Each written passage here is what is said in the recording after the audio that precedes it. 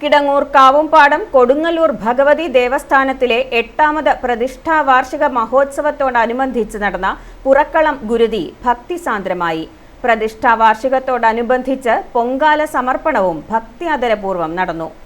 ക്ഷേത്രം തന്ത്രി ബ്രഹ്മശ്രീ സുരേഷ് തിരുമേനി, മേൽശാന്തി രുദ്രൻ തിരുമേനി എന്നിവർ പ്രതിഷ്ഠാ ചടങ്ങുകൾക്ക് മുഖ്യ കാർമ്മികത്വം വഹിച്ചു. പ്രതിഷ്ഠാ വാർഷിക മഹോത്സവത്തിനോടനുബന്ധിച്ച് വ്യാഴാഴ്ച നടന്ന പുറക്കളം ഗുരുതി ഭക്തിസാന്ദ്രമായി.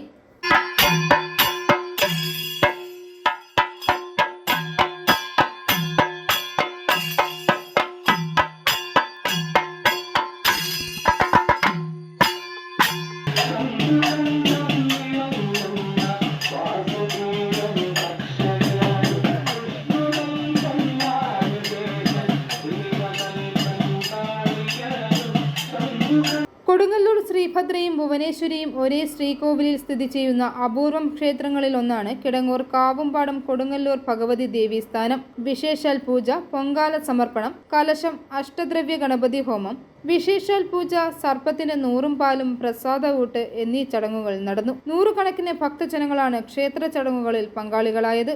i4u news, Ettumanoor.